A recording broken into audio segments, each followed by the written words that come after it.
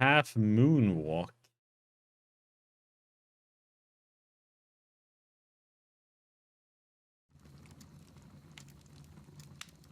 Where are you going, Holmes? Have you been invited somewhere? We have been invited, Watson. We have. Where to? To the Baker Street Irregulars' annual dinner. They sent us an invitation. It is on the table. A dinner? How could those street urchins afford anything like that? I can't understand your interest in them, Holmes. They're dirty. They wouldn't hesitate to steal your wallet. Watson, you should be excited. It is a secret dinner. Its location changes every year. Read the menu. Sounds mouth-watering. All right. We, the secret police of Baker Street, invite you, Sherlock Holmes, and Dr. Watson to our annual dinner. Menu, entree, frozen rat head salad. Is this a joke? Not at all. Pray continue. Main course, sow's udder in Danny Nutcracker's way. Sounds disgusting, Holmes. Hedgehog goulash. Street turnips in homemade juice. And it goes on.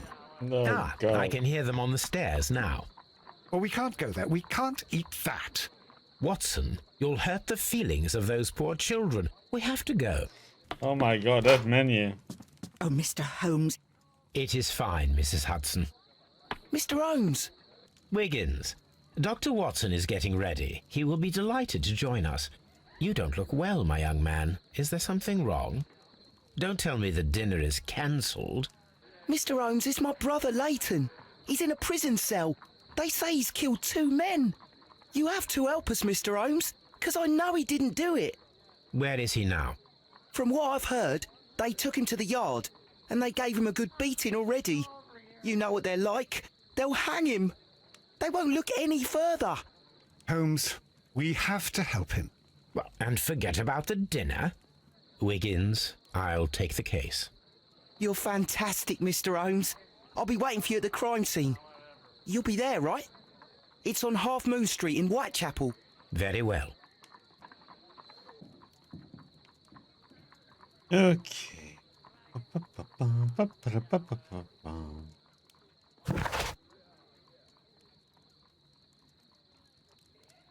Okay.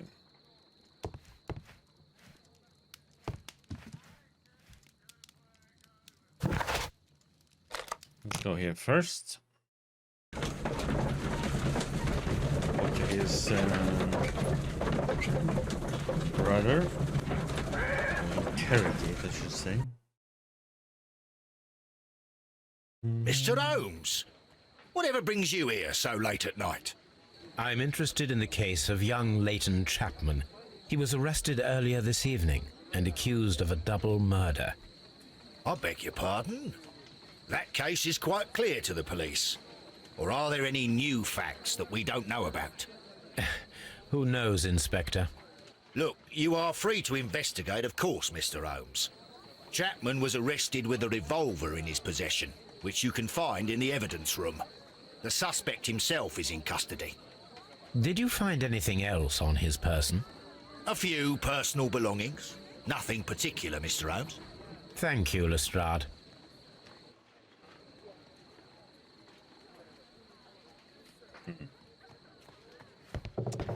Thank you, Lestrade.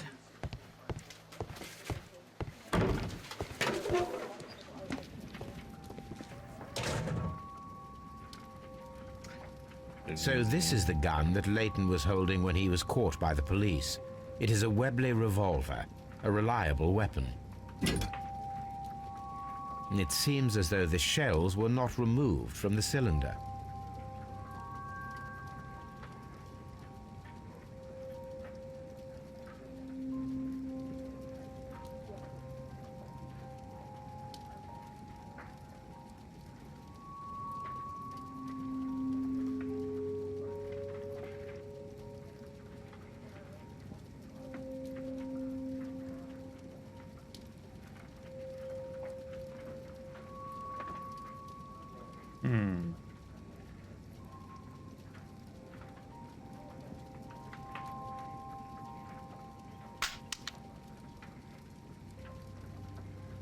2 out of the 6 shells have been fired. There were 2 shots. These cigarettes are filled with cheap tobacco.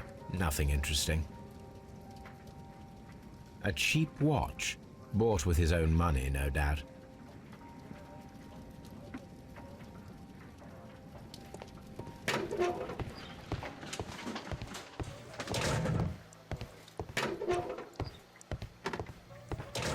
Please escort this suspect for interrogation. Interrogation. Good evening, Mr. Chapman. Who are you? I've got nothing to say. It's all a mistake. Calm down, Leighton. I have come here to help you. To find out if you truly are innocent, as your younger brother Wiggins has told me. My brother? You know him? Then that means you're... Sherlock Holmes. Oh, blimey.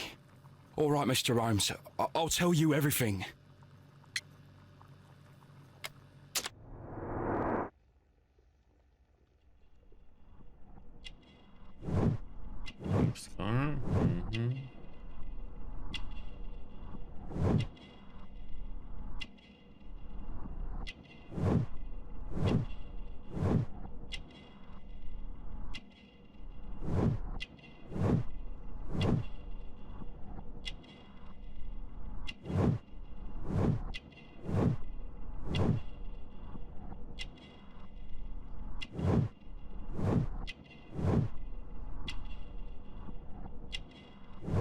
Mm-hmm.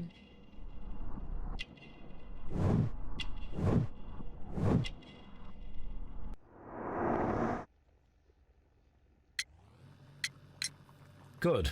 Tell me your account of what happened. I left my work and I hurried up to see the fireworks in Whitechapel. I was late, so I decided to cut through Half Moon Street. I saw the first fireworks light up in the sky. I bumped into a constable on a corner before entering Half Moon. Then suddenly, what with all the firework flare, I saw 2 men. They were both lying flat in the middle of the street. I stopped where I was. I thought about turning back to the police, but as I was thinking of that, I saw a third person. He was leaning over the body that was furthest from me. The second I saw him, he raised his head and he stared at me. In a flash, I saw his gun, but he made a dash for it instead and he escaped through Whitechapel Street. So you might still have had time to return to the constable. I panicked. I didn't know what to do. Anyway, I approached the bodies just to see if they were still alive. I saw that one had blood pumping out of his stomach. He was dying. It was horrible. The second one was already dead. He had a hole in his head. He was holding a gun in his hand, though. I took it, and then I followed the third man. Interesting. Pray, continue. I turned a corner, and I saw the man standing in the middle of the street. He seemed to be in some sort of panic. And then, Mr. Holmes, something strange happened. I told the police and they laughed at what I said, but I swear to you, my words are true. I started running towards him. But then I was blinded by a flash. It was so bright that I hardly saw anything for a good dozen seconds. But I kept running forward. As I arrived in Whitechapel, I heard a woman screaming. And then I was caught by the police. But there wasn't a trace of that man. Of course, then they found a gun and all that blood. I couldn't see the murderer escaping and all that mess. Perhaps I was still half-blinded at that moment. A thrilling account, my young man. Leighton, are you able to describe the person whom you saw standing in Half Moon Street? Well, I wasn't able to see his face at all. It was too dark, and he was too far away. I could see his silhouette. And what about that? Nothing so special. He was wearing a jacket. He was quite average in size and his weight. I see. Was there anything else that struck you at the time? No. But perhaps... It's strange, but I can't remember the sound of his footsteps as he was running away. Perhaps it was because of the fireworks or the surprise of me seeing him. We shall see you soon, young man. He was light-footed. Could be neat too. Okay. Half Moon Street then.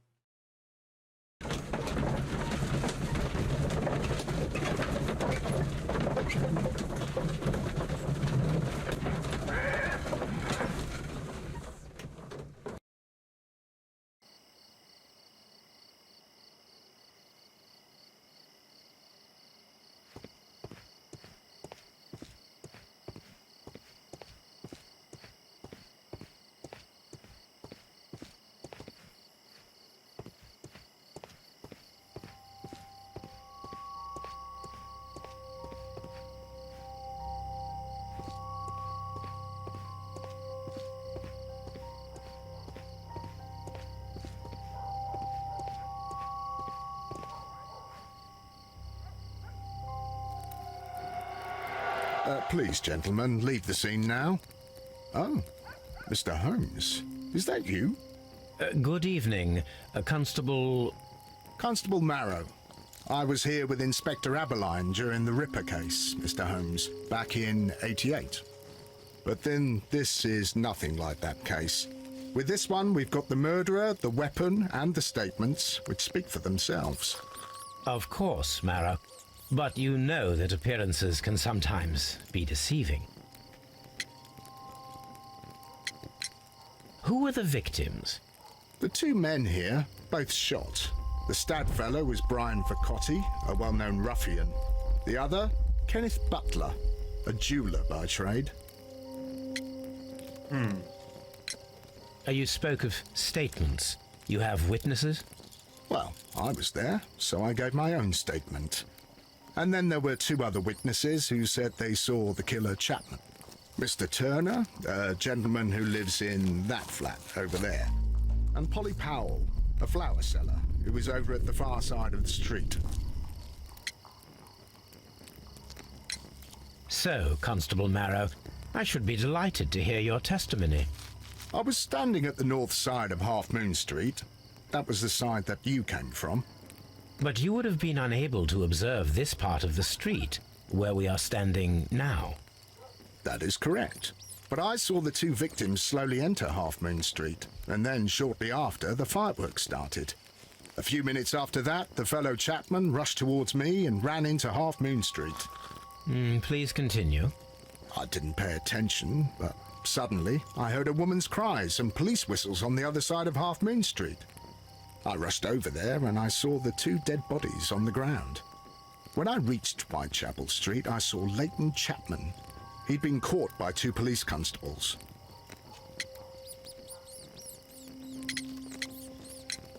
Did you hear the shots? I didn't hear any shots. The fireworks were all over the sky. They were so loud I couldn't hear anything else. What were the fireworks in honor of, Constable? Well, today's Queen Victoria's birthday, Mr. Holmes. Yes, I appear to have lost track of the days. It is May now, of course. Constable Marrow, what else caught your attention while you were running through Half Moon Street? I saw nothing but rats, and I took the time to light every corner with my lamp. Did you happen to look up at Mr. Turner's window when you were on Half Moon Street at that time? Yes, I saw that the window was open, but no one was there. It was dark in the room. Constable, your statements have been of great value to me.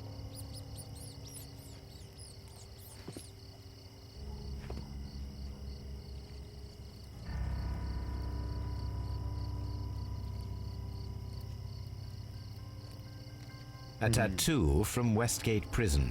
Vercotti must have done some time there.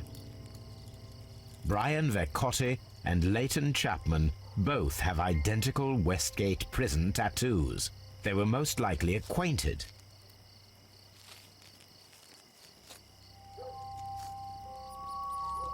He tried to stop the bleeding with his hand. Death was not instant. The bullet penetrated his stomach, a dreadful wound.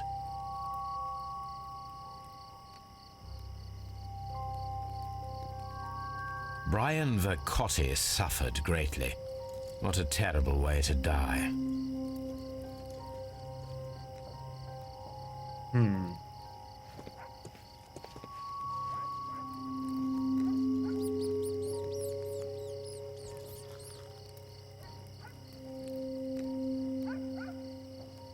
The bullet struck his head. This man didn't stand a chance.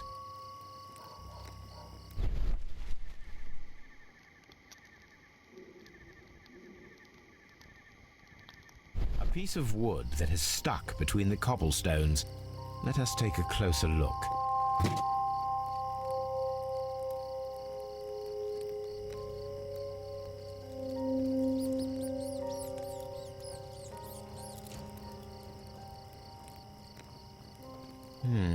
This shard of wood is quite new.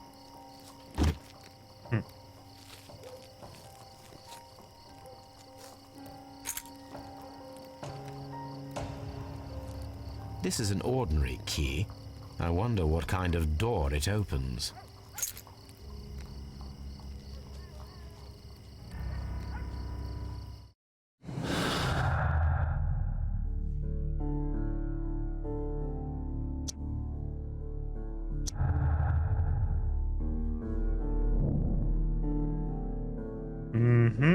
Lieutenant Butler and Brian were subsequently were the victims of a double murder carried out by one person. Who?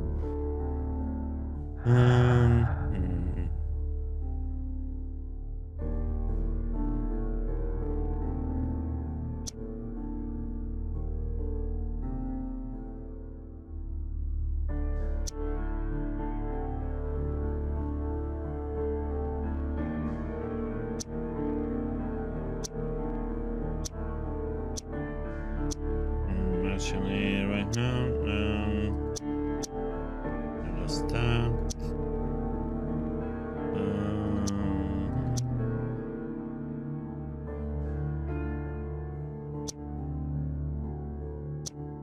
We already did that one.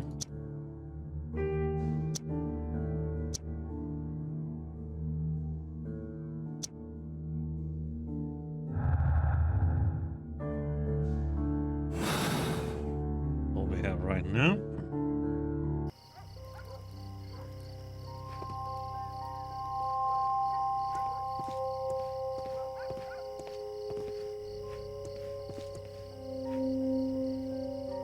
Good evening, Mr. Turner.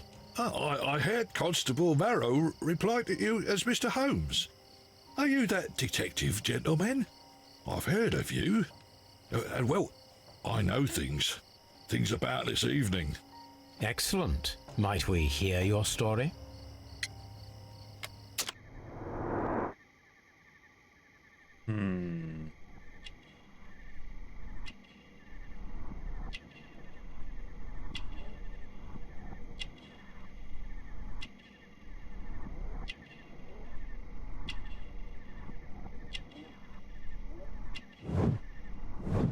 Little clasp.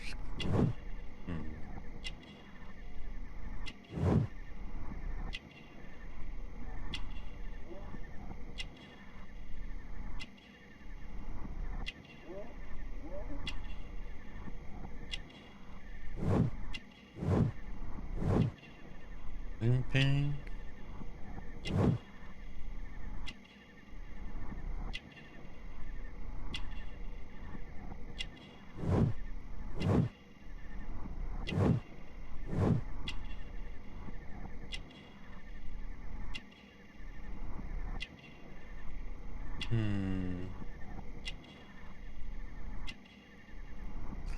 I didn't miss.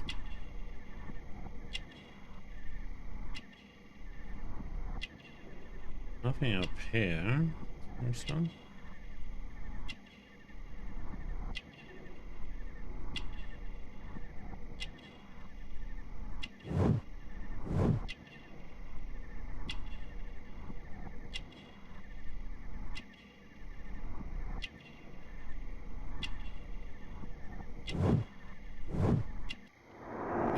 dark, you can barely see anything there.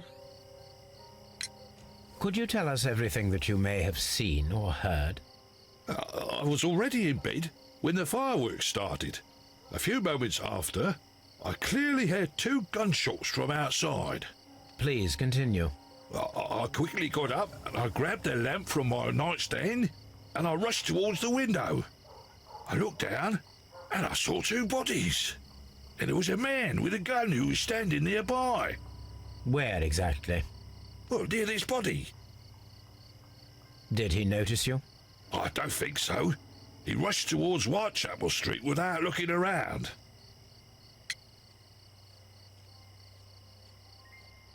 Hello, Mad Clorio.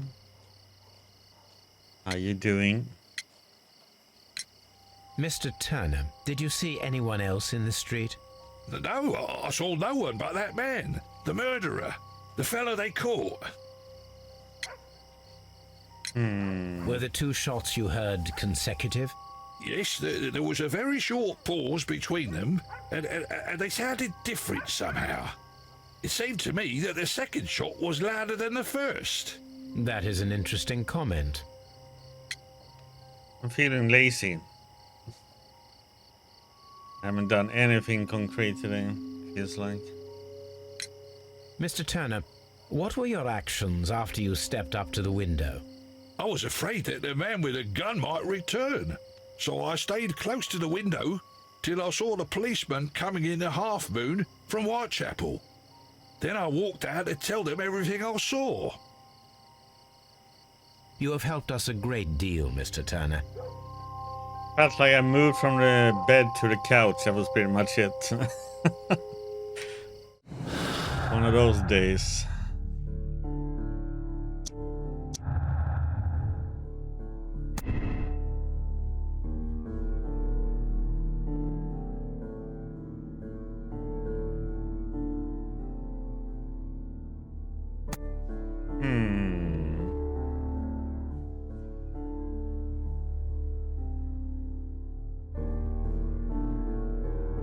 This one is very hard to say. That it was like,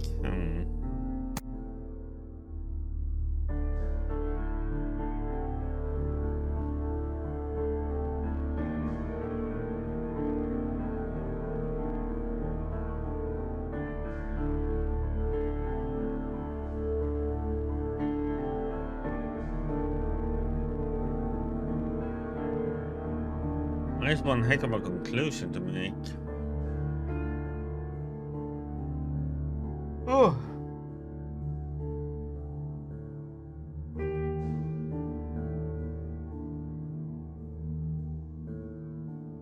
I mean, it could be from 2 different...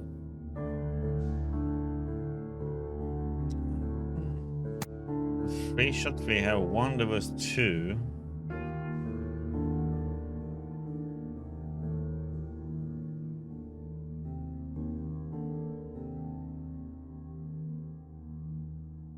First 1 shot, then the 2 guns were fired simultaneously.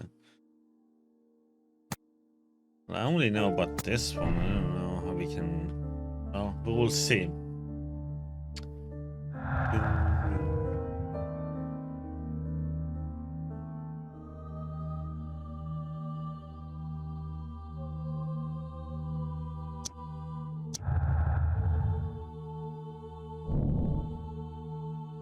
His time steady remained at the window of his flat until the police arrived. However, this is in conflict with Merrill's statement, as the constable did not see anyone at the window.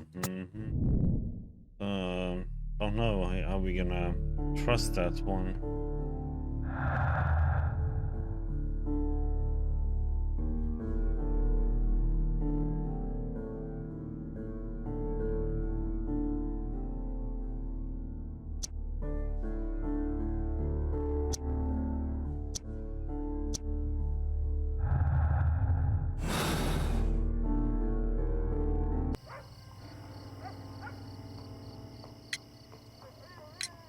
Mr. Turner, you have stated that you remained close by your window after the crime. Is that correct? Oh, yes, Mr. Holmes. I stayed at my window until the policeman arrived to examine the dead bodies.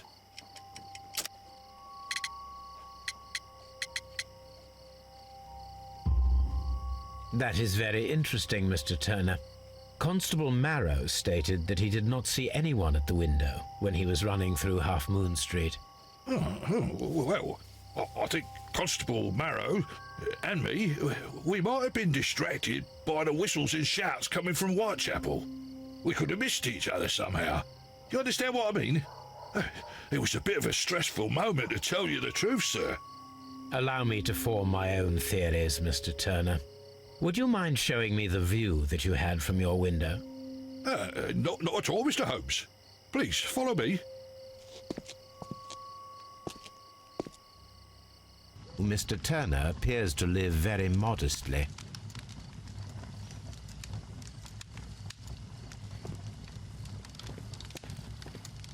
I'm the Snoop.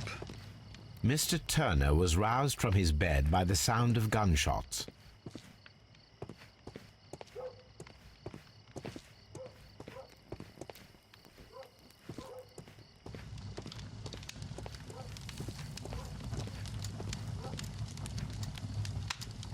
This fire is dying out. It was last tended to over an hour ago.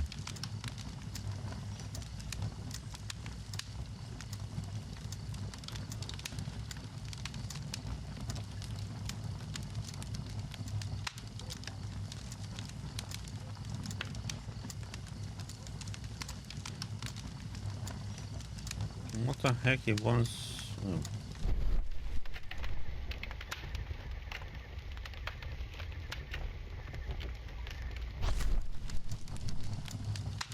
The papers are almost entirely burned. I am unable to see what's written here.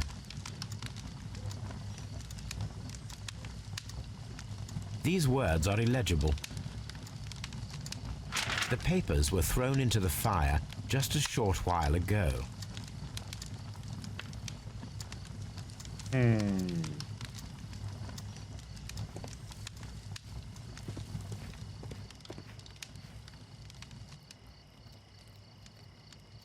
This kitchen knife is quite sharp.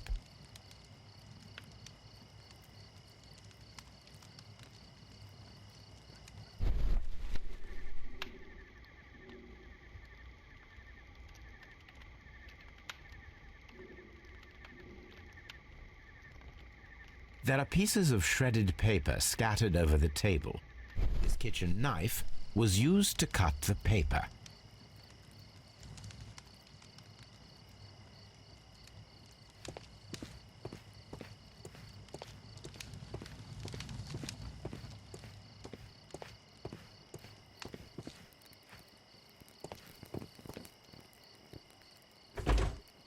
So, that's the view Mr. Turner had when he opened the window.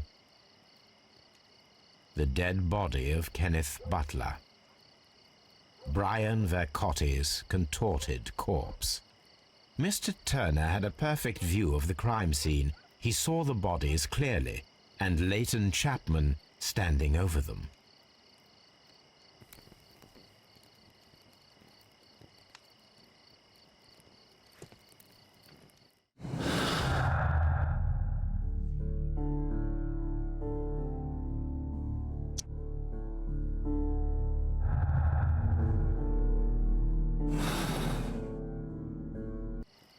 Anything else you would like to know, Mr. Holmes?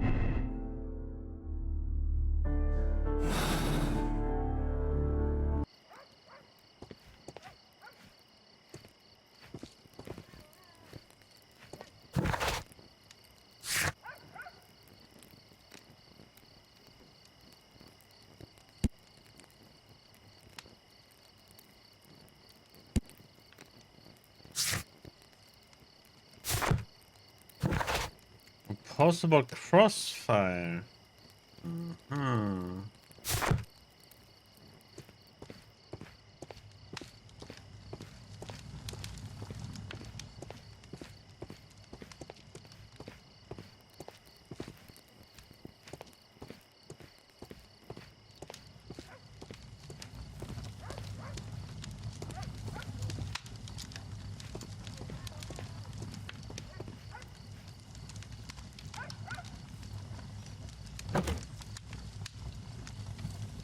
Huh. A perfect match. So, Mr. Turner broke his stick when it became stuck between the cobblestones. He did not mention that he was so near to the victims.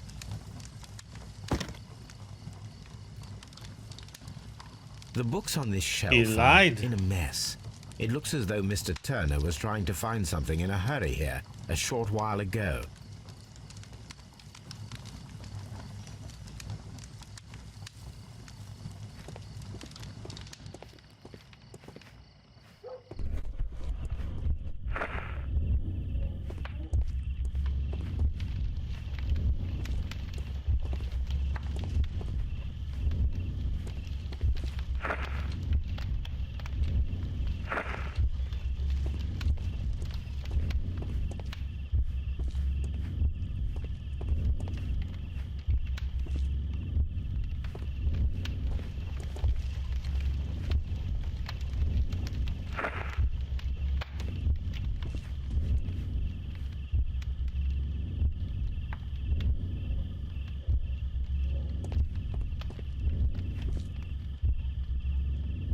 Hmm.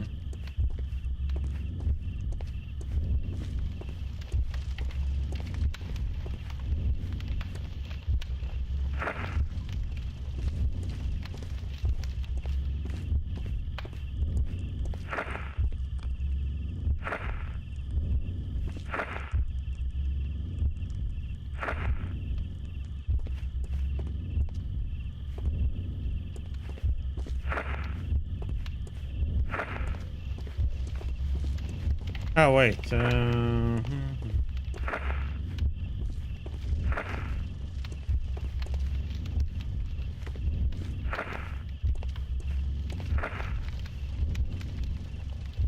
He got up.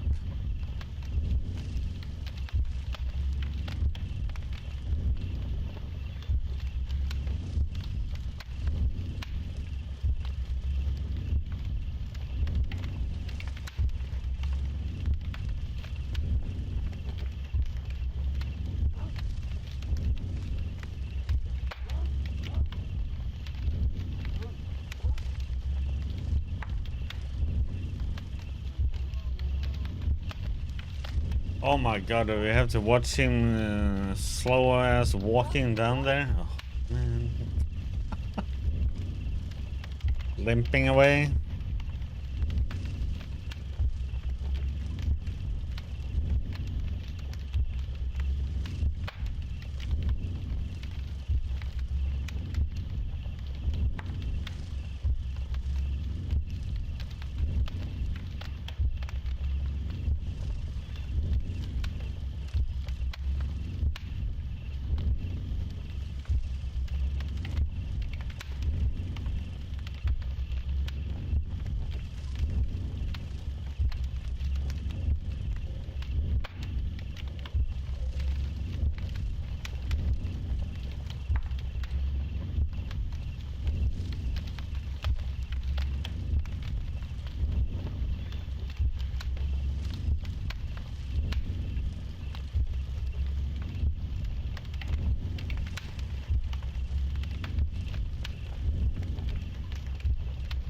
This doesn't seem to be the correct way though, because I think he would have said something.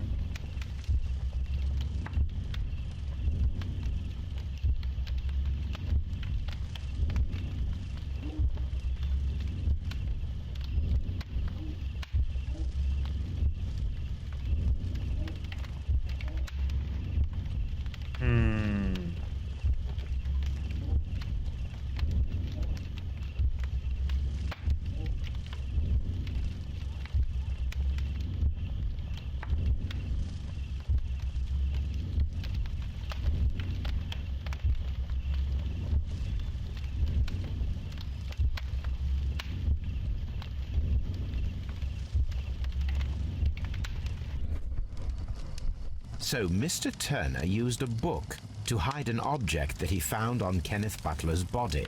The question is, what did he find?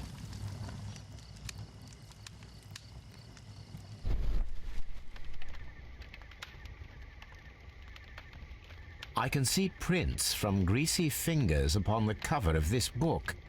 Let us take a closer look. Well now, what a find! A precious jewel, concealed inside a book. A bracelet with a unique ram's head design, a distinctive feature of ancient Grecian artifacts, probably of the Hellenistic era. More Greece.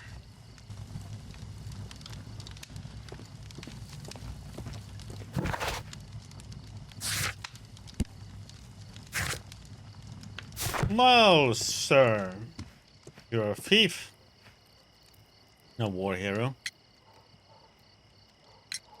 Mr. Turner, how would it be possible for a man of advanced years, such as yourself, to rush from his bed to the window in a matter of seconds, as you have stated?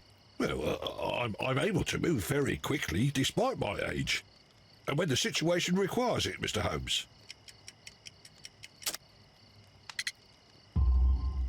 I highly doubt that, Mr. Turner.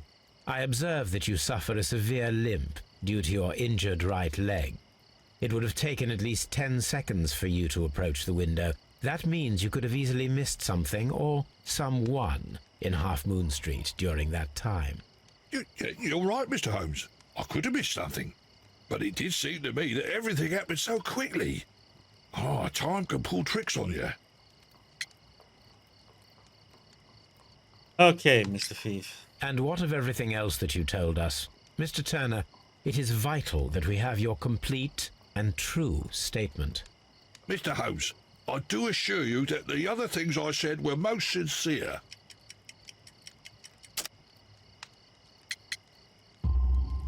Mr. Turner, you were not sincere with me. Not then and not now. But Mr. Holmes... This, Mr. Turner, does not look like anything that a poor man might possess. It is worth more than the home that you live in. I can explain. No, merely correct me if I am wrong.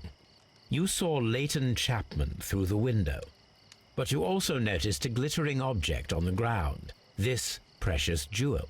You walked down and took the bracelet from the body of Kenneth Butler, and when you heard the whistles, you hurried away. That broke your walking stick. It caught fast between the cobbles. Constable Marrow was unable to see you in the window as you were climbing up the stairs on your way back to your flat. Upon returning home, you hid the precious jewel inside a book. Mr. Holmes, please don't send me to prison. I didn't do anything bad. I'm just a poor man. When I chanced upon the bracelet, I saw it as an opportunity to make a little money. I was desperate. I only took the bracelet, that's all, I swear. You made a mistake by lying to me. But you are not a criminal. I believe that. Although I must return this bracelet to its rightful owner.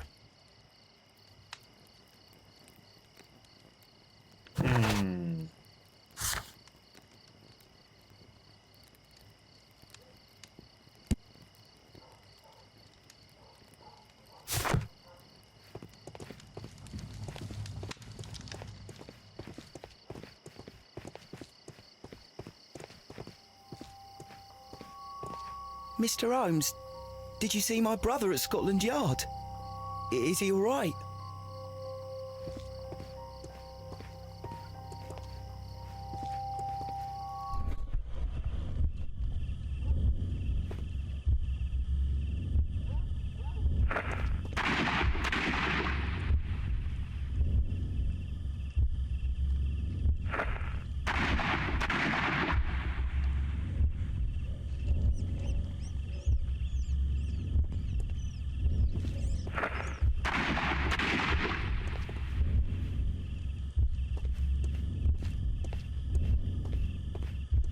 I am unable to see any higher.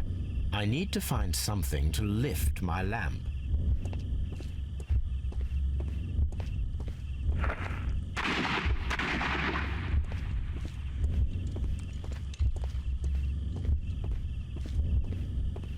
am unable to see any higher. I need to find something to lift my lamp.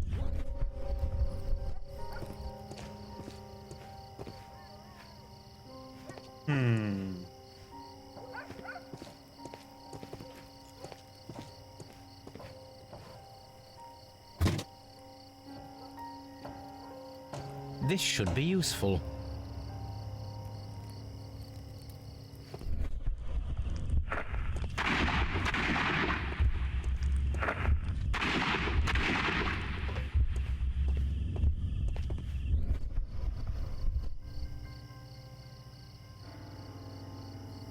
This is most definitely a bullet hole. The brick cracks are fresh. Watson, there was a third shot fired in this street. Okay, so that means that we are wrong with this.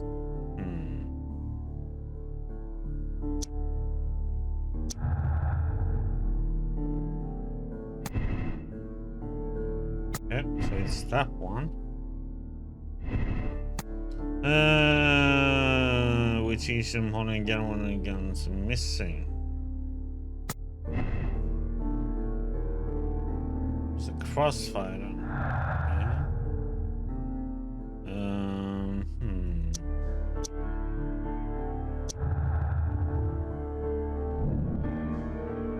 The Leighton Chapman statement regarding the jacket man who disappeared at Half Moon Street now seems reasonable, as the 3 shots at the crime scene proved the presence of a second gun that is now missing. Okay.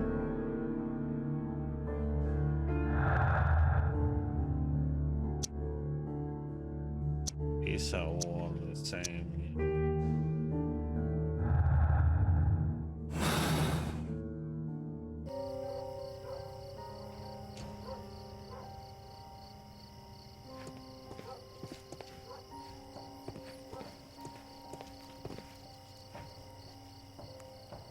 Constable Marrow, I would value your assistance in this investigation. It would be my pleasure, Mr. Holmes. I would like to make sure that there are no places in Half Moon Street where a man could hide while you were running through it with your lamp. All right, Mr. Holmes, what should I do? Take your lamp and start walking, just as you did before, and try to find me. Understood.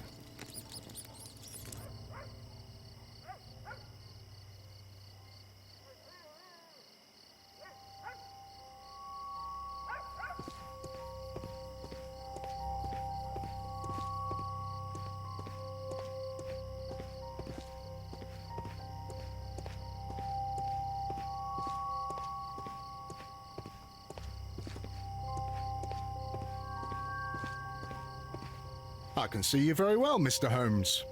All right, Constable. Let's try again. I'll find another place to hide.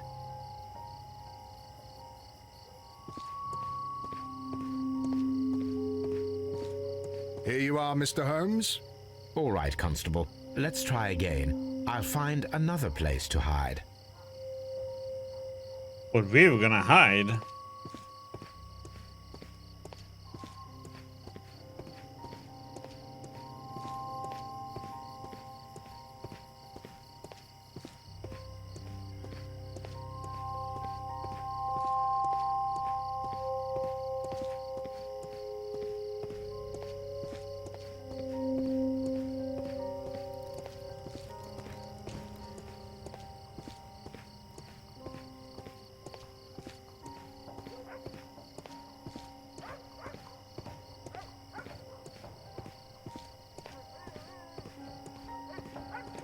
Mr. Holmes, it wasn't difficult to find you at all.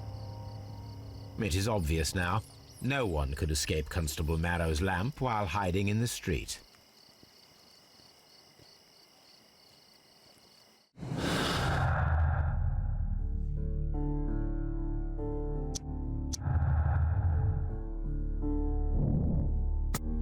Up the walls. Han är fler gun än...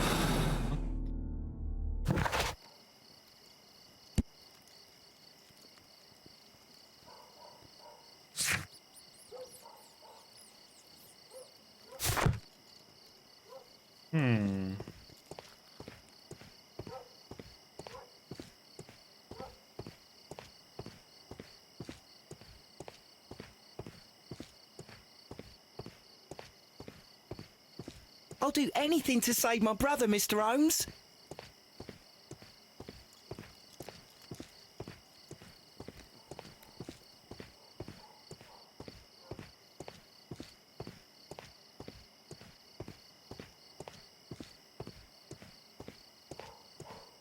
See if we missed anything here.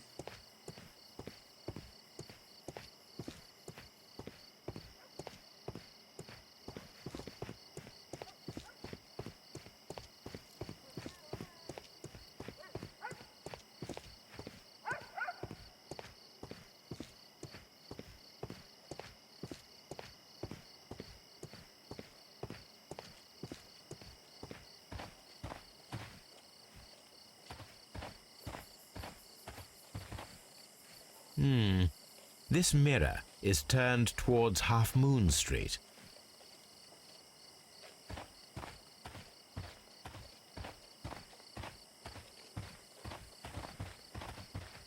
Locked. Locked.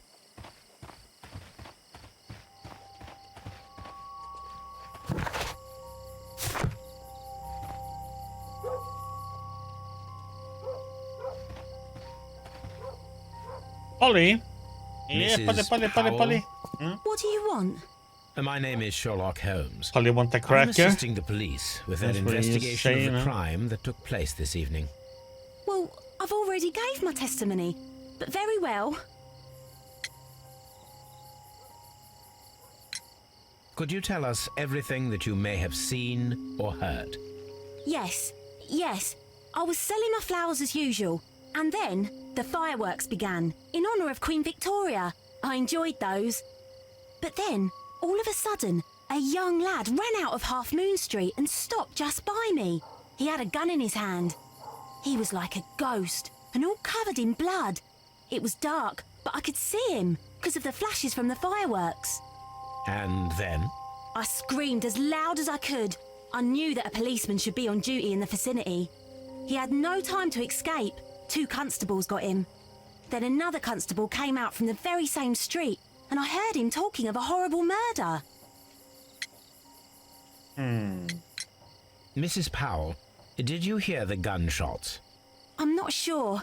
You know, what with the fireworks? Did you see anyone else leaving Half Moon Street prior to or at the time of the crime? No, sir, I did not. Even with all the fireworks, I was very attentive, as I'm always on the lookout for customers. My thanks to you, Mrs. Powell.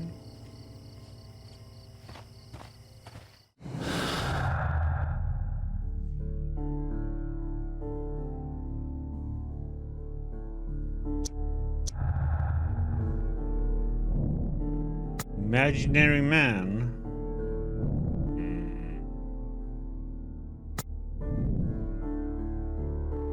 Must be something else we're supposed to put there. Okay, so somebody.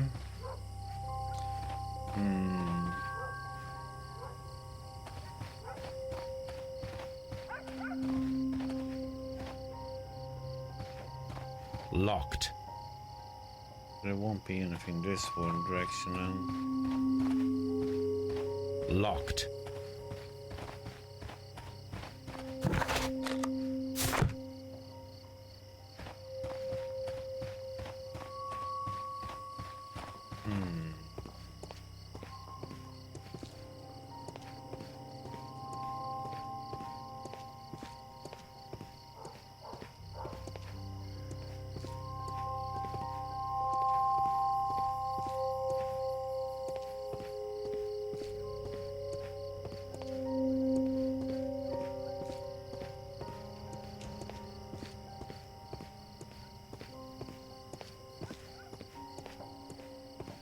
Mr. Holmes, did you see my brother at Scotland Yard? Is he all right?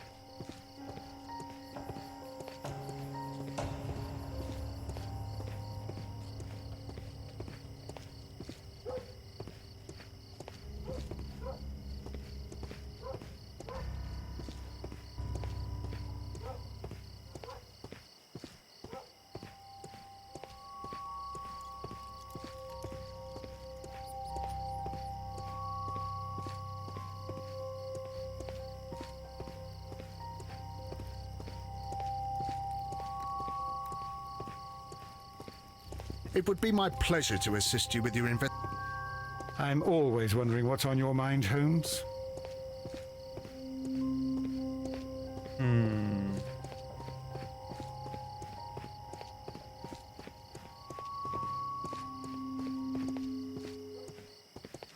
Locked.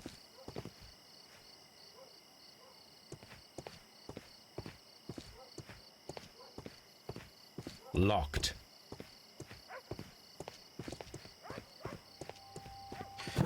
Well, I'm missing something, but let's go have a little chat with this fella. Got the tattoo.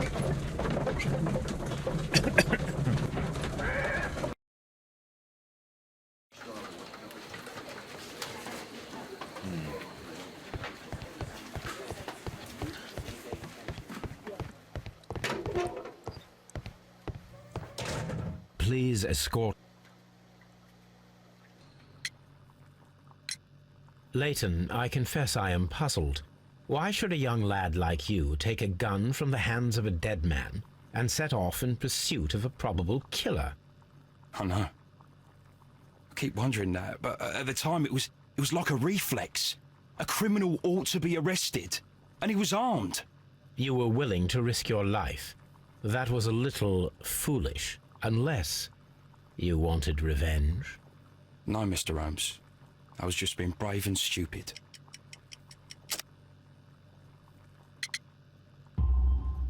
I'm sure that you were, but I believe that you may have recognized one of the victims, Brian Vercotti. You knew that gentleman well, did you not? However could you know that? You have a typical tattoo of the Westgate Brotherhood upon your hand. I observed exactly the same mark upon Mr. Vercotti. You came to know him from your sharing a past prison sentence. Am I correct, Mr. Chapman? Oh, God. You're right, Mr. Holmes. Would you tell me a little about Brian Vercotti? We were convicted for a robbery.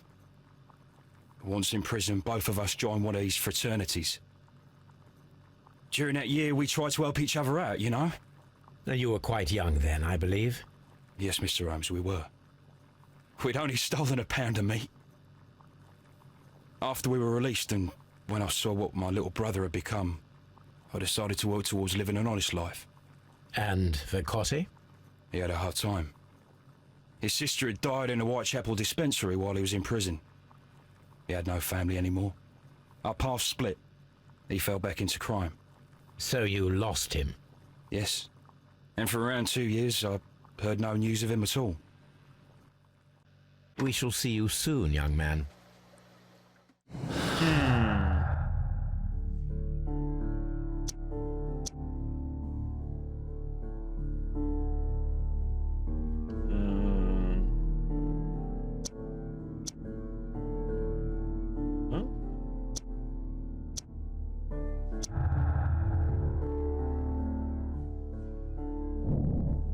Which says modern crime weapon clearly point to one possible culprit, Leighton Chapman.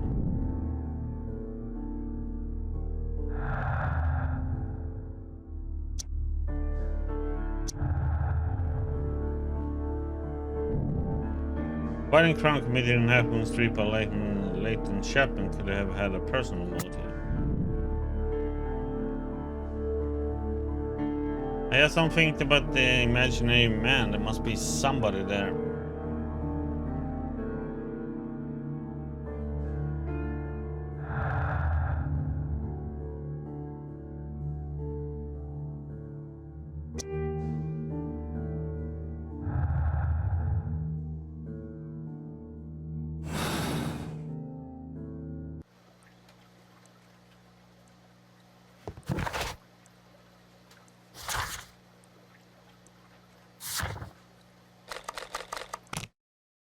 Archives.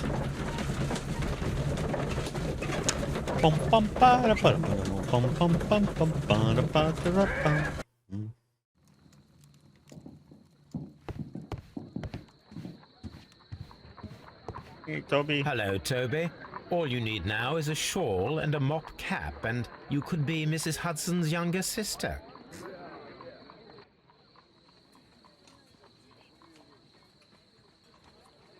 Mm-hmm. We always gotta check on the lady then. Okay, archives. So we need to antique golden bracelet that was found.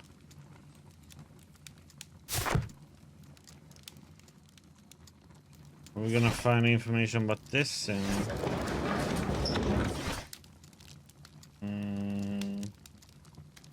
That is not the one I need. That is not. okay, these beautiful antique jewels represent a part of the Hellenistic treasures collection. Depicted are the 5 heads of mountain rams upon a bracelet, necklace, and ring, each made of pure gold. The 5 rams of Mytilene have been missing from the museum since 1885. Ooh. Here it is. This is stolen then. I need to continue my research in my archives.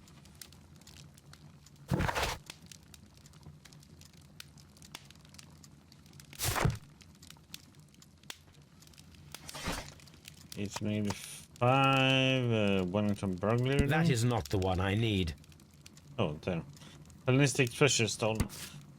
A treasures theft. The Hellenistic treasures were stolen yesterday evening while being transported by cab on their way from the British Museum to the Glassford Fine Art Exhibition. Pawn shop owner Kenneth Butler contacted Scotland Yard at night and provided information regarding a gentleman who had attempted to sell him a collection of historical art at his pawn shop in Church Street. The police have since captured the described man, a professional thief by the name of Vincent Foley, who had been in the process of escaping London via the port. He was recognized by the surviving driver of the cab that had transported the collection of the Hellenistic treasures.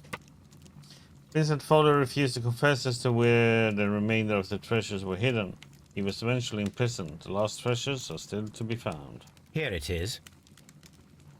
One of the victims, Kenneth Butler, was involved in the story of the stolen Hellenistic treasures. A visit to his pawn shop should tell me more.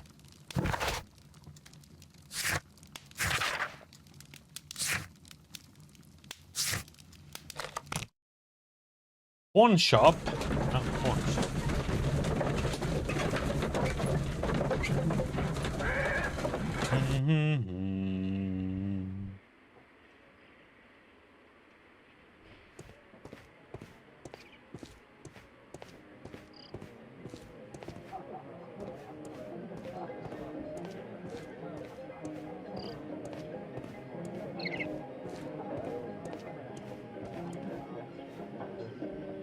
Having a good time in there.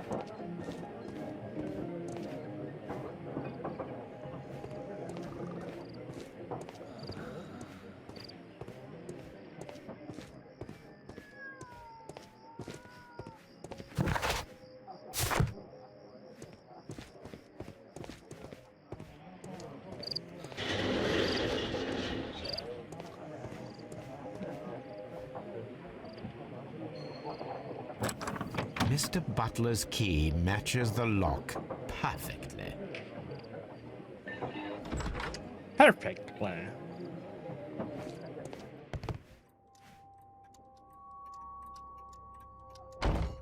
These tools are exactly what I need to climb the wall.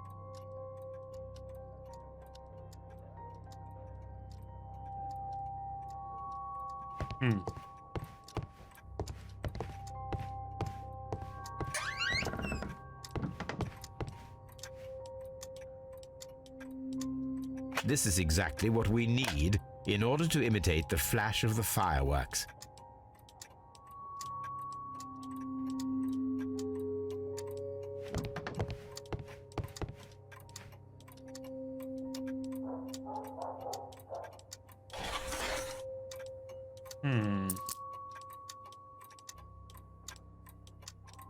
The ram's heads. This necklace belongs to the 5 Rams of Mytilene collection. Interesting. That means that Kenneth Butler owned a part of this collection all this time, 10 years after the theft.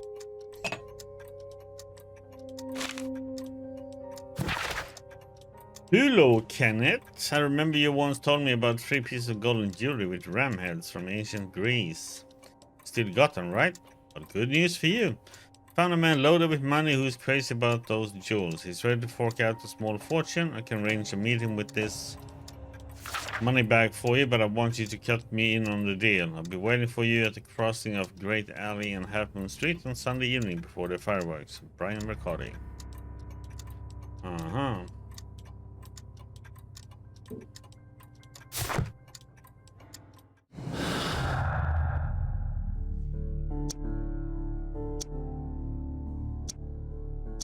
No, what?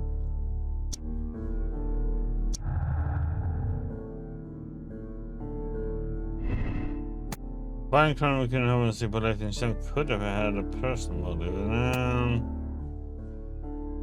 Search for the missing could yeah.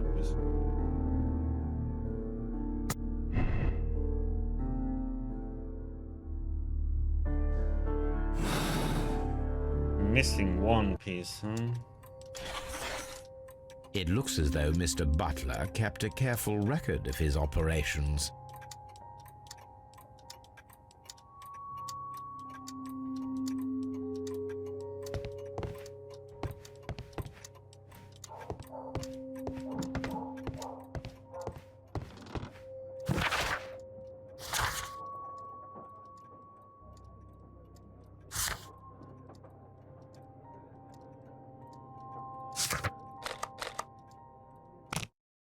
Back over here we go again.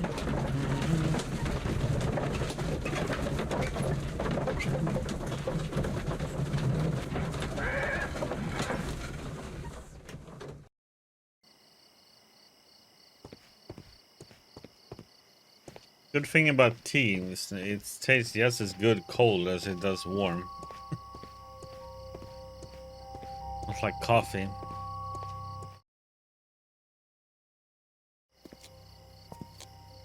What's up with you, lad? What are you waiting for? I'm waiting for my brother to be released. Your brother? The one that you caught, beat up and imprisoned. Ah, the murderer. He ain't killed no one, copper. Watch your mouth, lad, else you'll be joining that worthless brother of yours.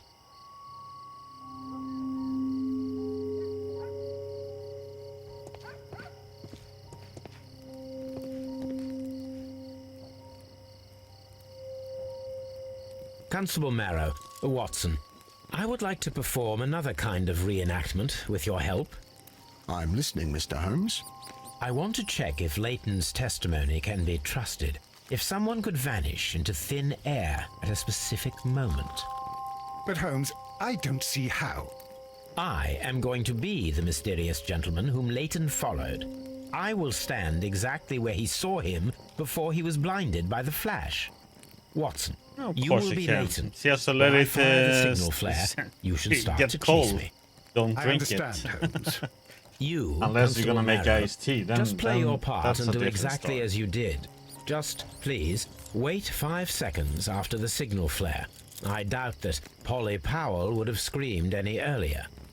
As you say, Mr. Holmes. Let us begin then. Catch me if you can.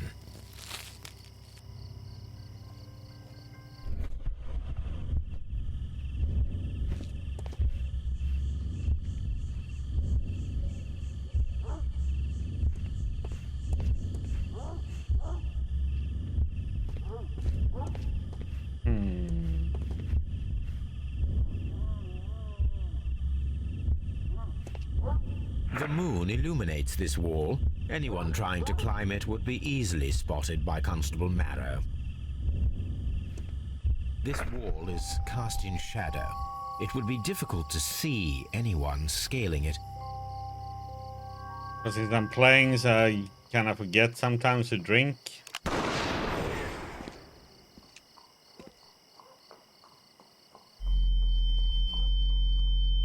Ah. Dark mode inactivated.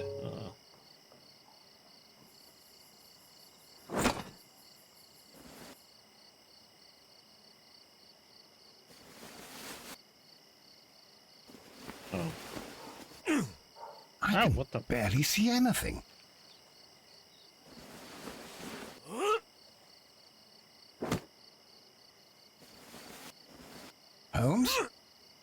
you there?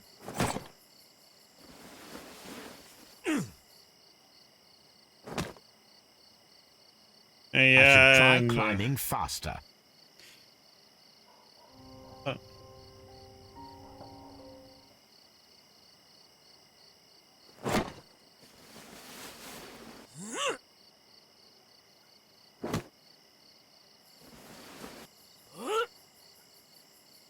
I can barely see anything.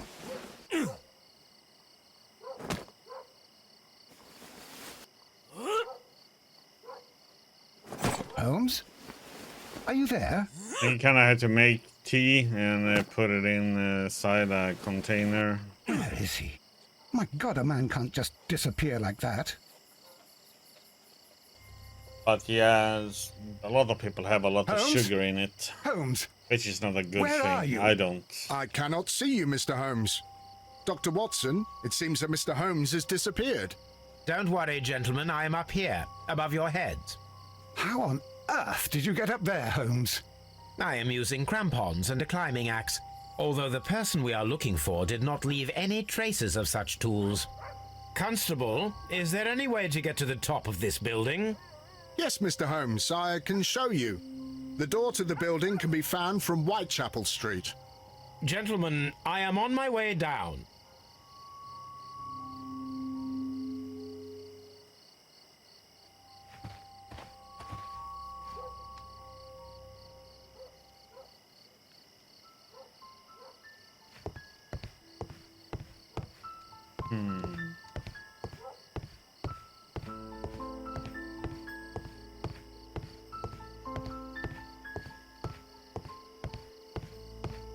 These shards of glass are from the window above.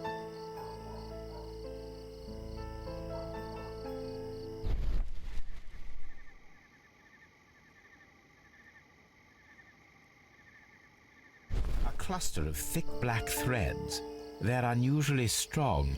I should examine them under the microscope. It's empty. Someone broke through the window to get inside the attic, but in his haste he ripped his jacket. Yeah, there's like tons of We ways to can do conclude that. that the person whom that kind of Leighton thing. saw climbed up the wall, broke into the attic window, and escaped through the hatch.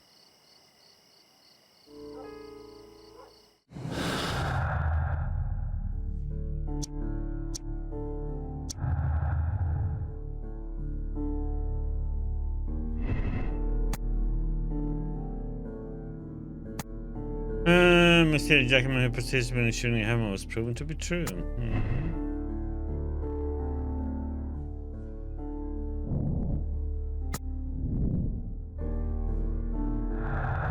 Okay.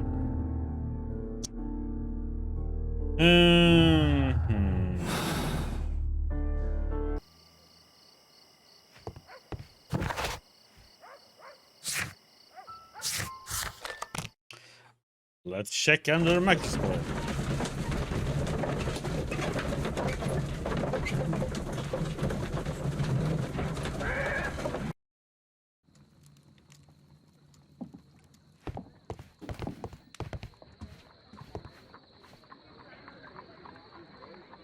Let us take a closer look.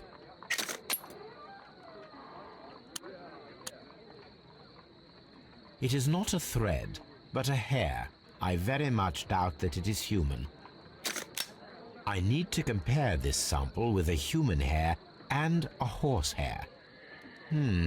A shaving brush is usually made from horsehair. Watson, could you please pass me your shaving brush? Here you are. Watson, look, what's outside the window? Well, I don't see anything. Ouch! Holmes! Oh, don't make such a fuss. One little hair.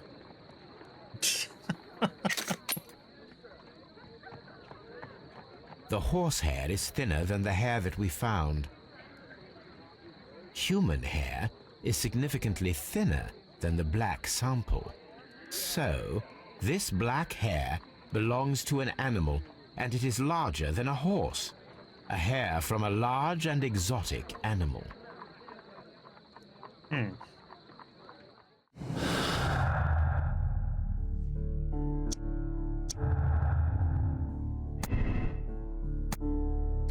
Okay, so that makes him a circus acrobat all of a sudden?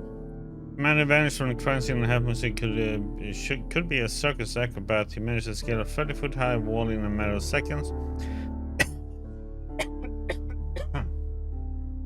Here from a large exotic animals found his discarded jacket. Yeah. You getting somewhere? Person who was seen only by light in Chaplin escaped the crime scene by climbing the wall. He was a skillful acrobat. The criminal took a gun from one of the dead bodies.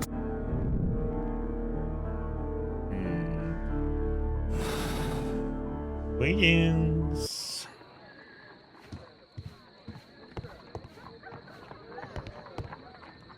Wiggins is currently at Half Moon Street. Oh my god.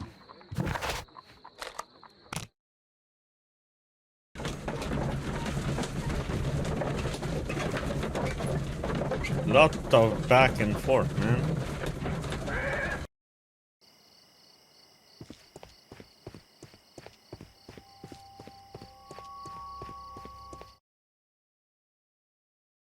Why are you looking at me all the time like that? I'm just watching you, lad. I never know what to expect from people like you. People like me? Yes, street beggars and thieves. I ain't a thief. Oh no? Then where did you get whatever it is that you're gnawing on? I very much doubt that you bought it. What ain't seen can't hardly be stolen.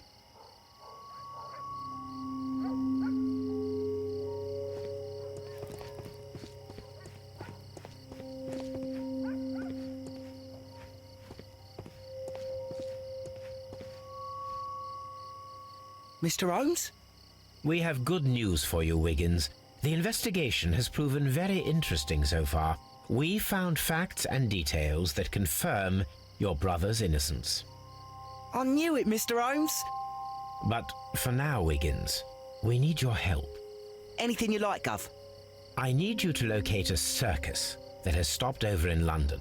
It needs to have disposed of at least one exotic animal, a very large one. You can count on me, Mr. Holmes. A moment later, huh?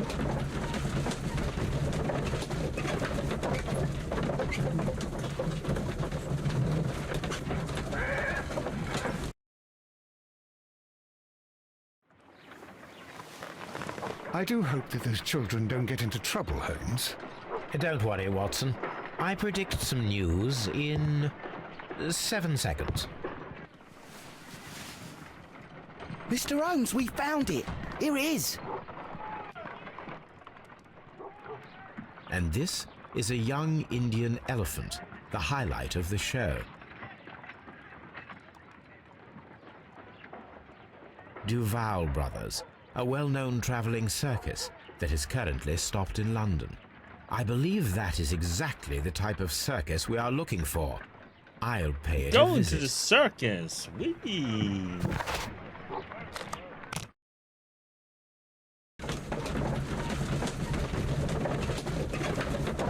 We're gonna find Calori in one of the cages. Aye, you! Stop right there. Good morning, sir. Pardon me, but why am I not allowed to walk around here? Because it's private. Well, I only wanted to meet the artistes. You're wanting to apply for... Nah, you don't look like the type of, artistic lockpicker that we're looking for. You might be surprised. What? Nah, I don't think so. Clear off.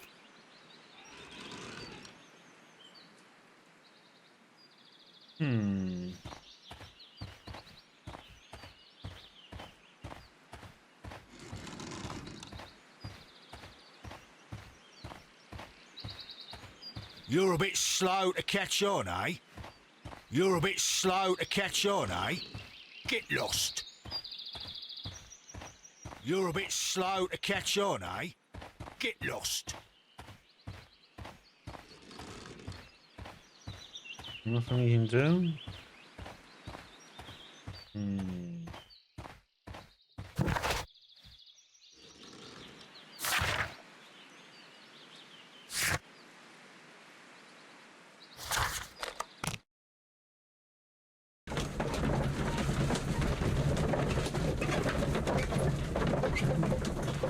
Time to dress up.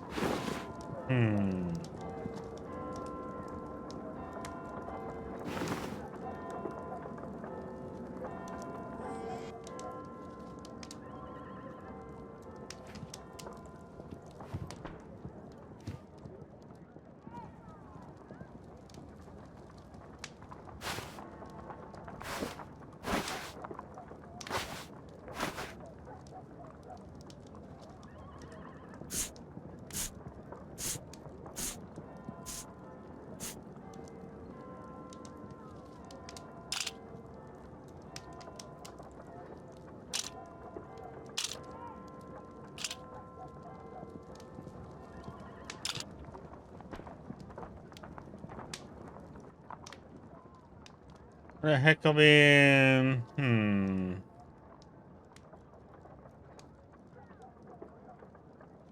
Gonna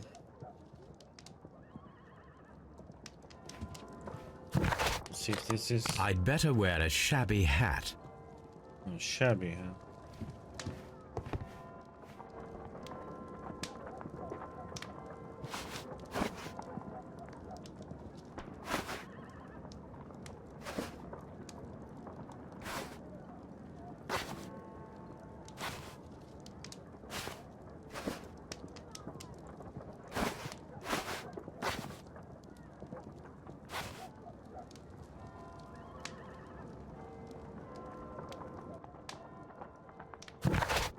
I'd better wear a shabby hat.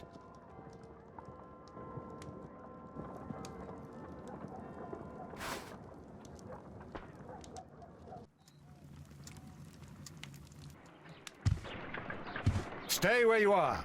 What are you doing here, and where is Sherlock Holmes? Calm down, Watson. Take deep breaths now. It's me. Oh, thank God, Holmes. I can't get used to your disguises. Thank you, Watson. That means I am ready to go.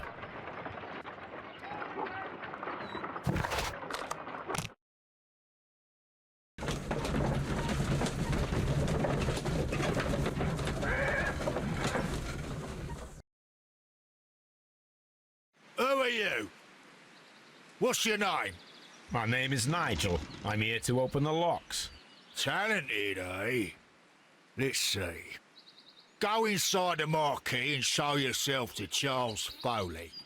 And I'd highly advise you not to trick him. Got that? I've got it. I got it. Oh, piss off.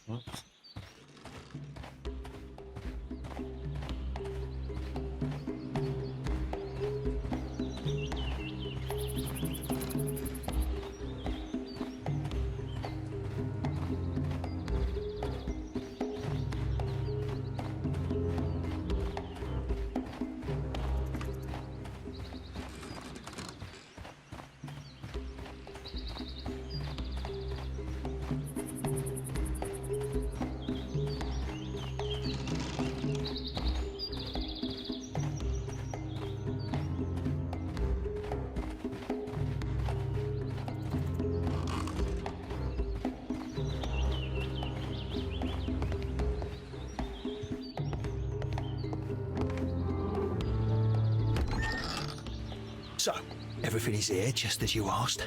And what about the money? Some of the barrels are wet. Transportation issues, it couldn't be helped. Whatever. We'll be here after midnight to pick up the supplies. I want to be paid first. No. You'll be paid after we make the transfer, as I said. Right? I hope that no one saw you. The police are on the lookout. Of course not. I'm a professional. Glad to hear it. Be ready for tonight then.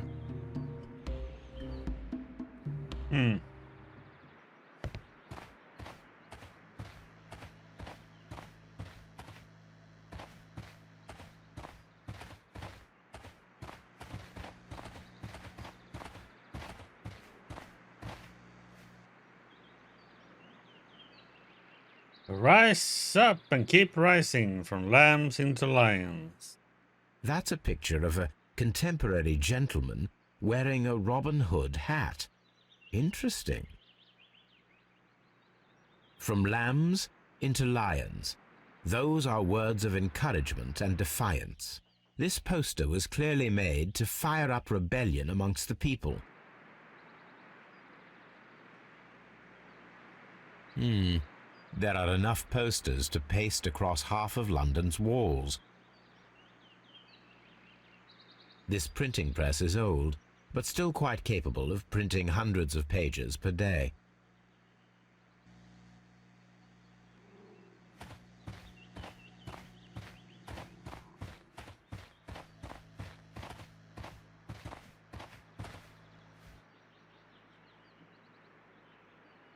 This wooden barrel is damaged. It is difficult to say what is inside.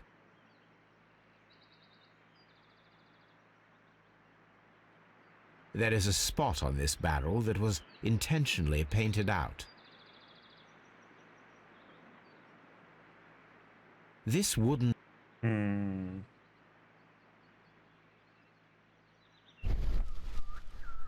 The crest of the Honourable Artillery Company. Could it be gunpowder? I need to be sure.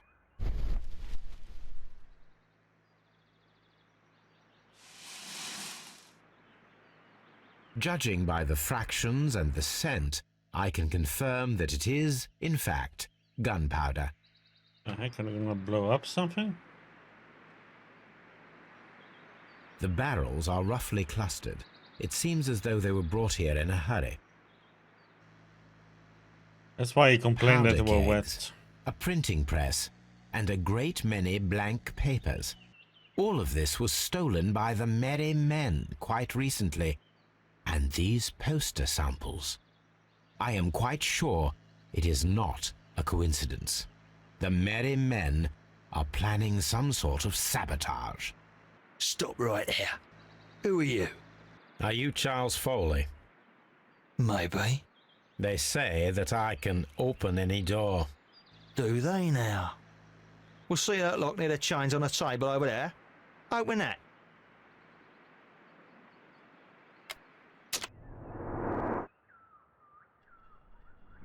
What a fella!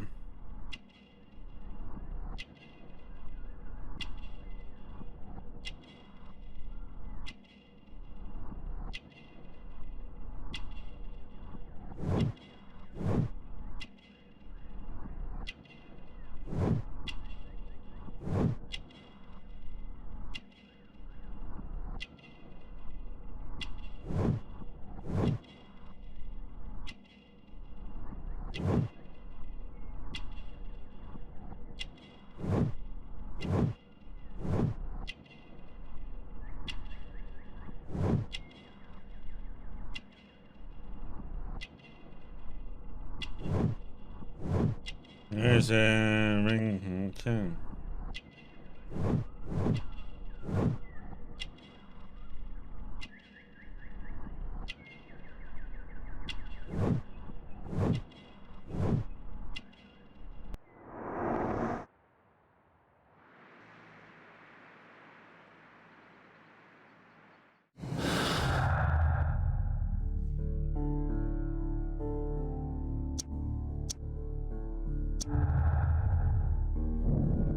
Manny jacket. Charles Foley wears an antique ring, the last missing piece of the 5 grams of Mytilene. Jewel set. And also a revolver retained under his belt. It proves that Charles Foley is our mysterious jacketed man who nimbly escaped the crime scene at Half Moon Street.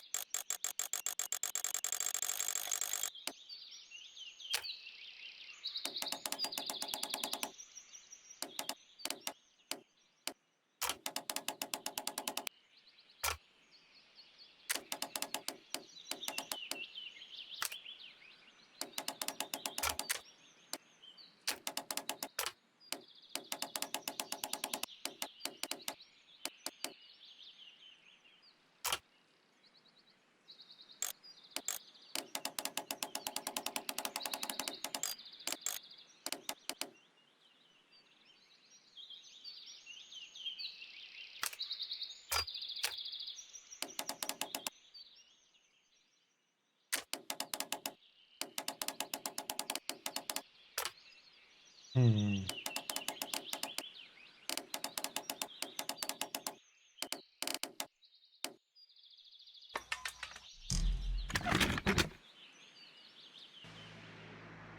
You give me a challenge, anybody? Ah, well, they're right. What's your name? Nigel Shirley, from York. Ah, Nigel from York. Never heard anything about you. How'd you hear about me?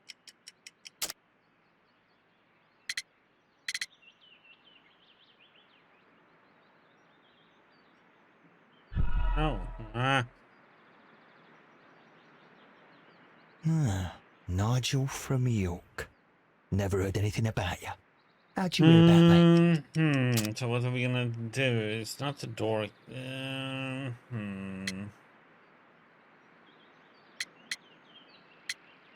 Prisoners, I guess. No. Ah, Nigel from Wait, York. what the heck? Never heard anything about you. How'd you hear about me?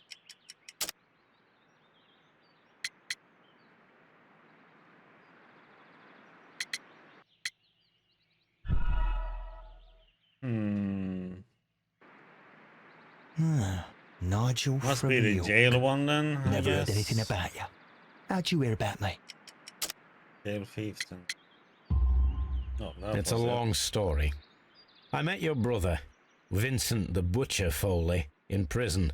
He told me all about his betrayal and all about you. Before I was released, he told me that you might find a job for me one day and pay me some money for me craft. Well, he died 7 days ago in prison. I'm sorry to hear that. That's all right. The traitor has paid the blood price for it. And you'll do the job anyway, because I need a talented lockpicker. I know just where to search for his legacy. It's all about the Hellenistic treasures, isn't it? Gosh, you fool. Now, listen up. You'll come with us tonight, and you better mind yourself. Us? Wait, who's coming then? Billy, Jack and me. And what will I get for that? We'll share the loot. The one you seem to know about. Right. Wait for us at the abandoned manor house on a corner of Ladbroke Grove and Kensington Park Road at midnight. Deal.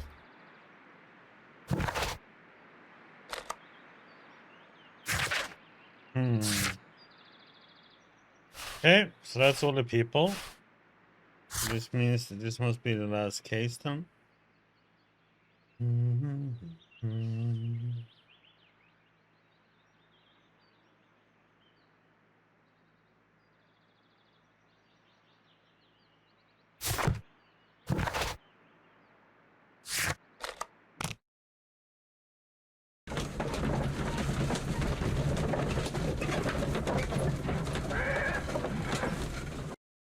Here I am at the manor.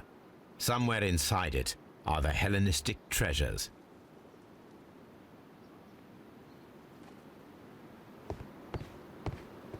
This lock is quite old. It shouldn't be much of a challenge.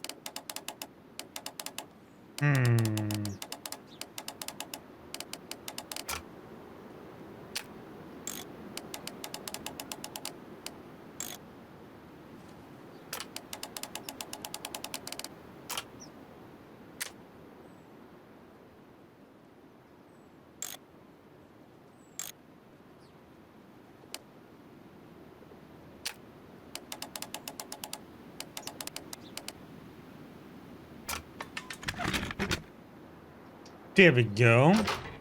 I need to find where the safe is hidden and lockpick it.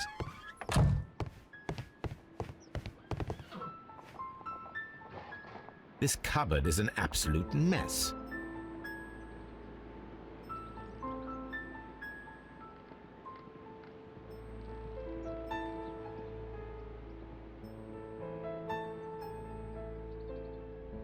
Several books have fallen from the shelves. It seems as though this cupboard can be moved. I'll give it a try.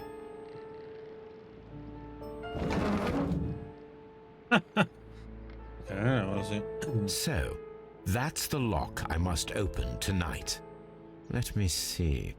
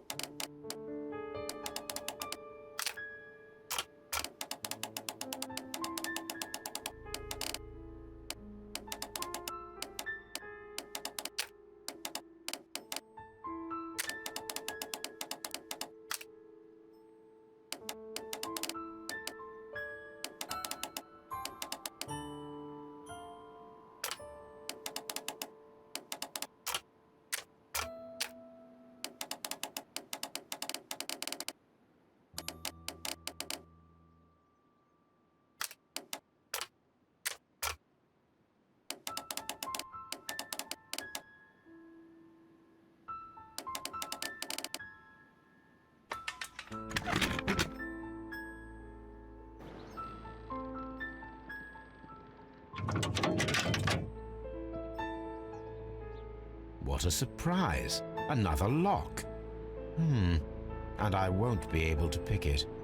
I recall that precious key around Foley's neck. It might prove a decent fit. I suppose they hired me to only open the first lock.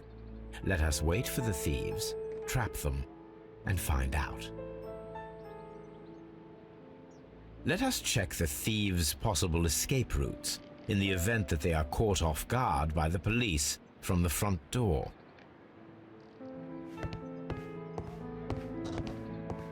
This door is a perfect means of escape in an emergency.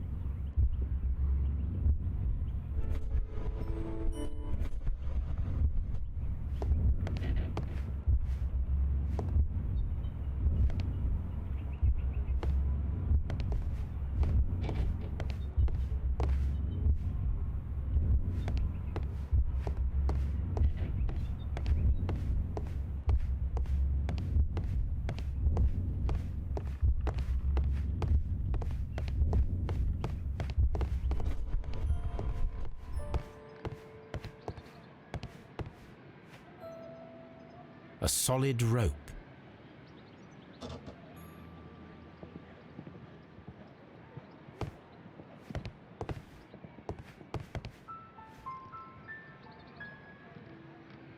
This should be useful.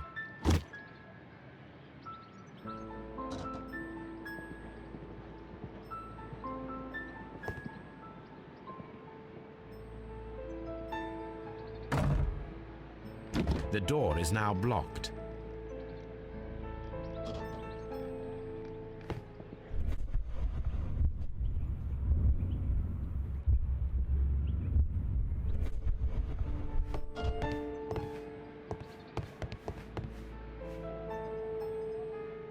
This should be useful.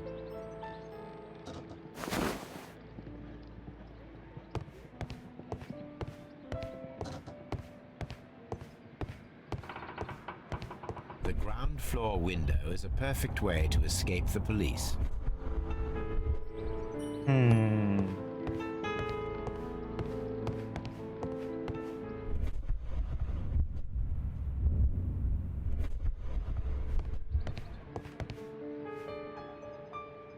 This works very well.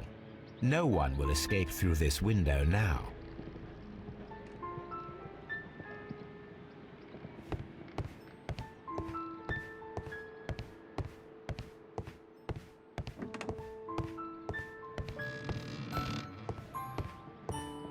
Although this window is high above the ground, it would be possible for one of the thieves to attempt to use it for their escape.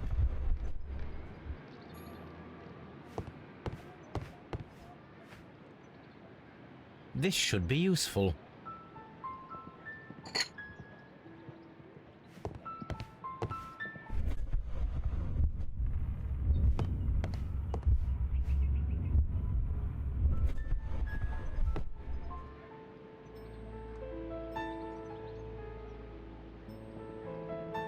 One step on these beads, and our thief will go flying.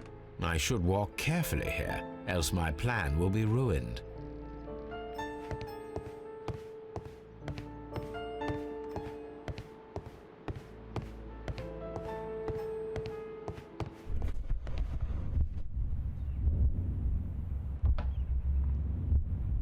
Any thief who finds his way upstairs will roll down very quickly.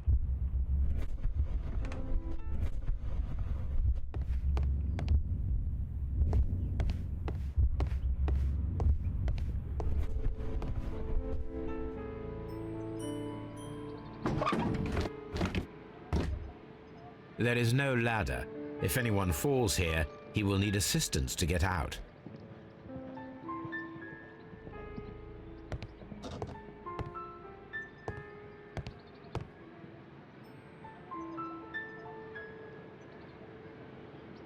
This hatch leads to a cellar.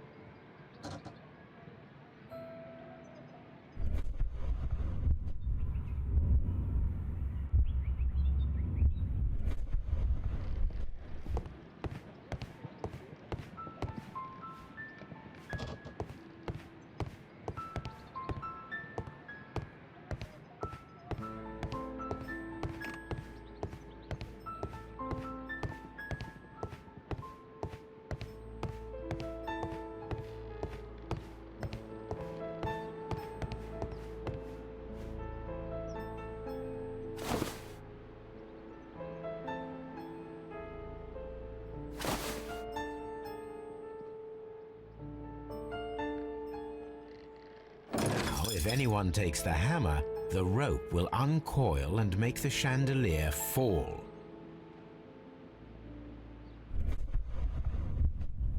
If he runs through the dining room and takes a sledgehammer to force open the door, the chandelier will knock him down.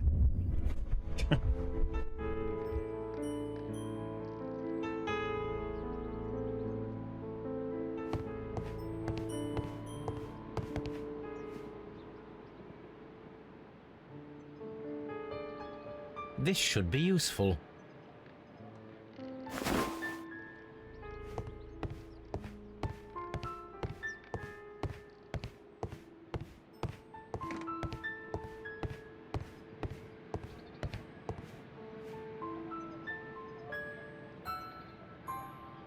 Evil. Now, it's not an open hatch, just a nice carpet on the floor. I should walk carefully here, else my plan will be ruined. Now, if a thief runs through the kitchen, he'll pay a surprise visit to the cellar. The traps for my circus companions are all prepared. I can leave now, but I'll return later with Charles Foley and his companions. Do.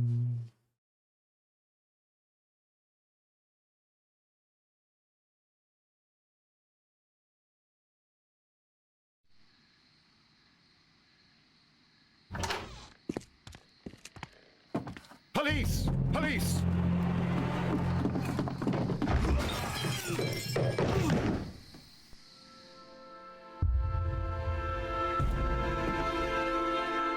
Stop where you are! Where are they? Trapped, Watson, with your assistance. How so? Well, you sounded just like a real Bobby, my dear fellow. You startled them into the traps. I did? I assure you, Watson, it was quite an entertaining show. They will not escape the house now. You scum! And this is the pistol used for the murder in Half Moon Street. How do you know about that?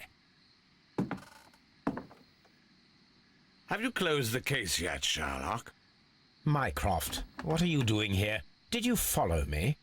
Sherlock, it may seem that I used you, but you should be pleased to know that you have served our Queen well, in this instance.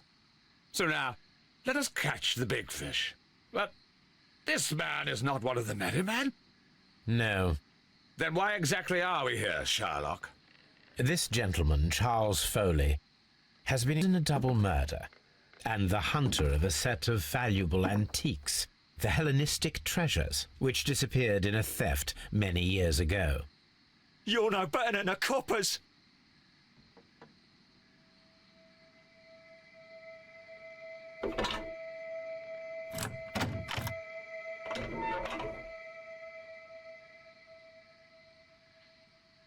Holmes, that is incredible. The Hellenistic treasures. Indeed. Nothing but trifles. Where are the merry men? I don't know why you are asking me, Mycroft. They are yours to find. I'll see you soon, dear brother.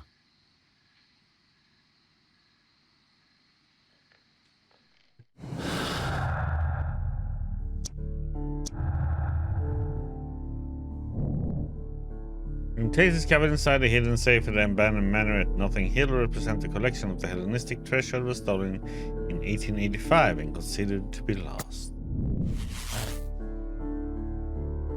Foley's vengeance. Was probably imprisoned for organizing a grand theft since he is not regularly given money since.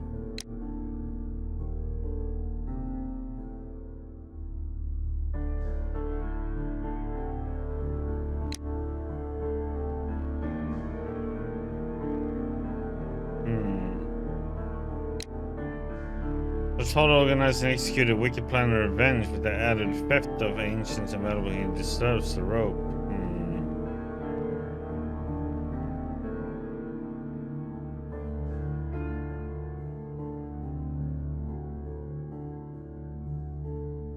Damn him.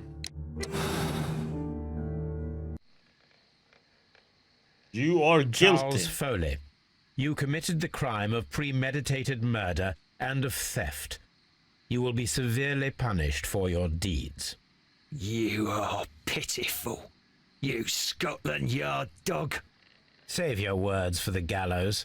I'm sure the journalists will love them. I shall leave now, Watson. Gentlemen, please take our friends here into custody. Where are you going? I have unfinished business. I'll see you at Baker Street.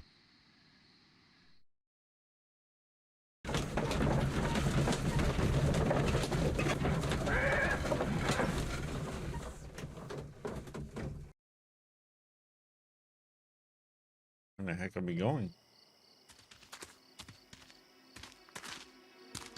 Be careful with the lamps. Don't bring them too close to the barrels. Good evening, gentlemen. Who's there? That is of no importance. What matters is who you are and the plans that you have here. So you can stop us from carrying them out? Eventually, yes. Hey, careful. You'll blow us all up. I'm listening. We are a group known as the Merry Men. But I suppose you knew that already. We are the men who've already lost everything of value in their lives. We are ruined shopkeepers. We are workers who were fired from their jobs. Honest people who were robbed. We were forced out from our homes and thrown onto the street.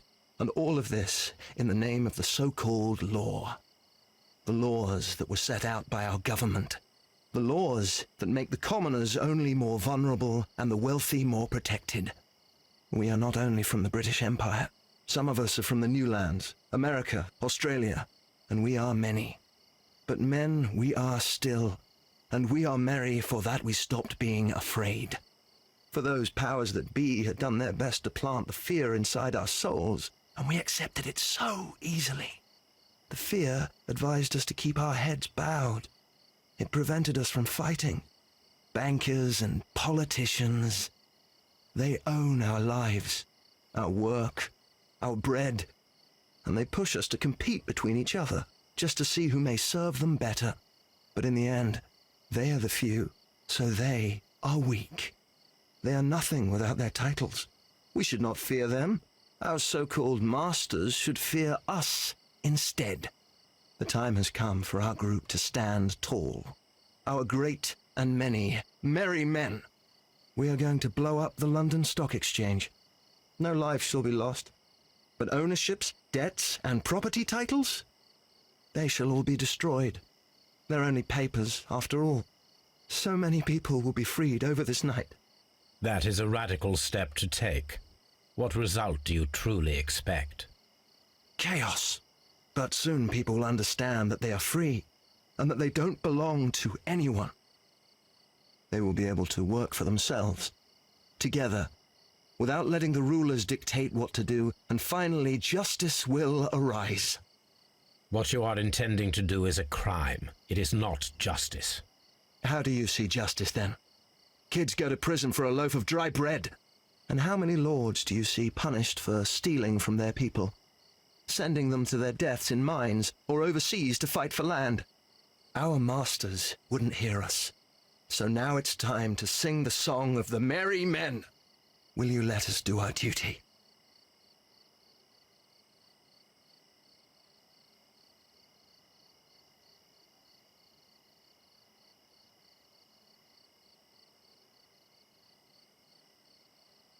Okay, so we can either blow it up or...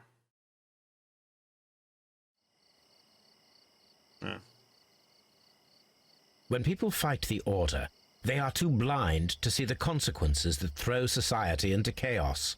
I shall stop your actions, but not you. Run. Now!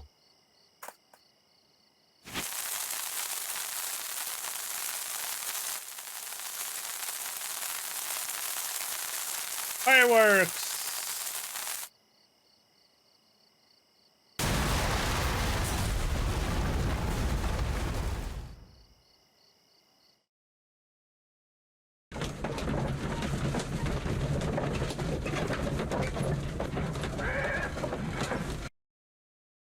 Are we gonna have our dinner now that we were promised? So, you're interested in Russian literature now?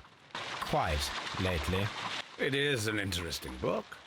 I remember a few lines. Really? I tried reading it myself, but I had a hard time understanding it. Yes, Doctor.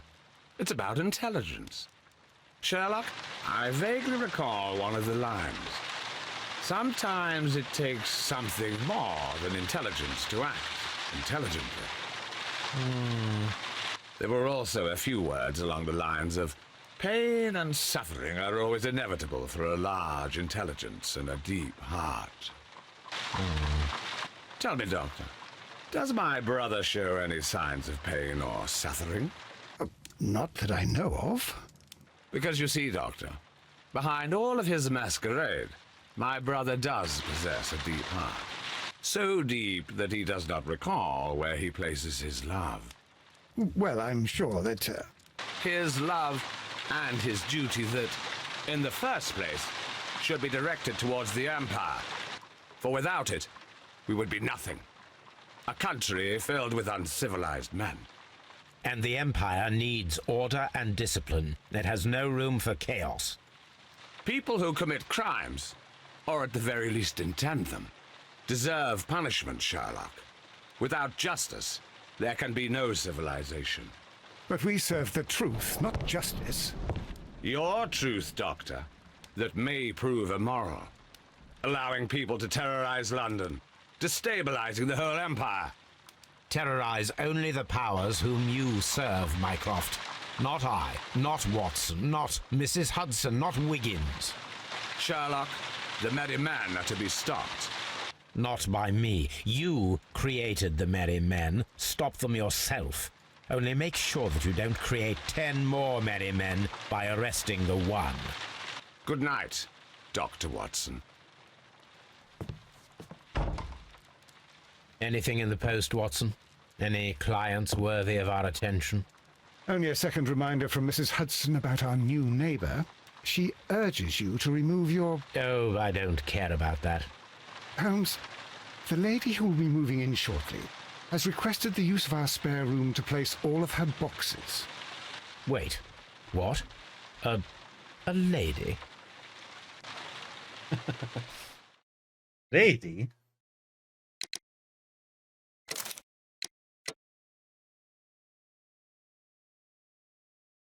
Let's see. Almost started it the same way and did the moral the same. Law Protector.